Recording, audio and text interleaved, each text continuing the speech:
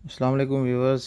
शहज़ाद अहमद एक नई वीडियो के साथ आपकी खिदमत में हाज़िर है। आज हम बात करने लगे हैं कि एक इन्वर्टर एसी था 2 टन का, जिसका कंप्रेसर ख़राब हो जाने पे किसी टेक्नीशियन ने उसमें नॉन इन्वर्टर कंप्रेसर लगा दिया और इसकी वजह से प्रॉब्लम ये बनी कि वो जो इसका इन्वर्टर पीसीबी था वो उसको ऑन एंड ऑफ़ नहीं कर सकता था, जिसकी वजह से यूँ ही आप स्विच ऑन करें तो कंप्रेसर स्टार्ट हो जाता था और आप अगर रिमोट से एसी ऑफ भी कर दें तो कंप्रेसर चलता रहता था। ये उसका पहला इन्वर्टर पीसीबी किट है जो आउटडोर यूनिट में होती है। तो पहले उन्होंने डायरेक्ट इसको चलाया हुआ था, ऐसे कैपेसिटर लगा के डायरेक्ट सप्लाई दे के इस आउटडोर को चलाया हुआ था।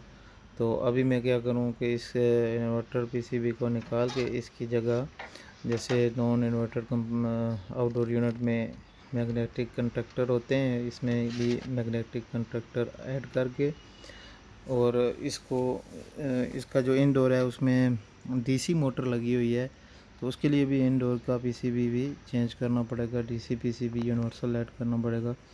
तो यहाँ पे ये पीसीबी ऐड करूँगा इसके इंडोर यूनिट में।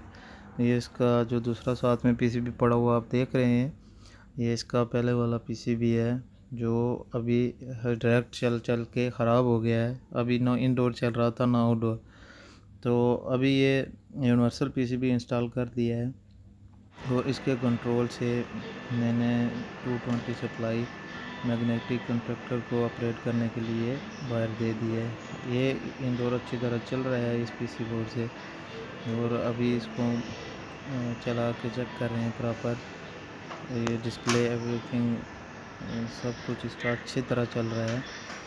तो कभी भी अगर ऐसा केस आए तो जो नए टेक्नीशियन है, जो इन्वर्टर एसी है उसमें इन्वर्टर कंप्रेसर ही ऐड करें। अगर इन्वर्टर कंप्रेसर ऐड नहीं करते तो फिर आपको दोनों चीज़ इनडोर और आउटडोर का पूरा सेटअप चेंज करना पड़ेगा। नॉन इन्वर्टर कभी भी इन्वर्टर इंडोर यूनिट्स के साथ काम प्रॉपरली नहीं करेगा।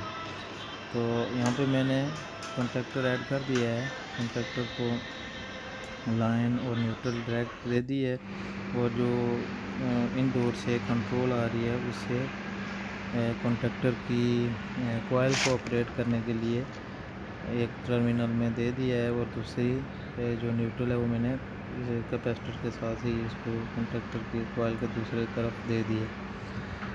तो जब भी कभी ऐसा फॉल्ट हो तो आप अगर इन्वर्टर इंडोर है आपके पास और नॉन इन्वर्टर आउटडोर है तो आपको फिर ऐसे ही करना पड़ेगा, कॉन्टैक्टर ऐड करके।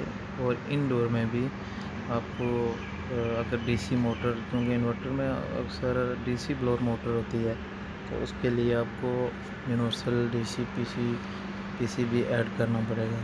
तो ये इसका पहला वाला इन्वर्टर पीसीबी किट मैंने निकाल दिया है जो डायरेक्ट चल चल के बर्न आउट हो गई थी, जिसकी वजह से अभी बिल्कुल भी ना इंडोर ऑन हो रहा था और ना ही आउटडोर ऑन हो रहा था। तो वीडियो को पूरा वॉच किए करने का शुक्रिया। अल्लाह हाफ़िज़।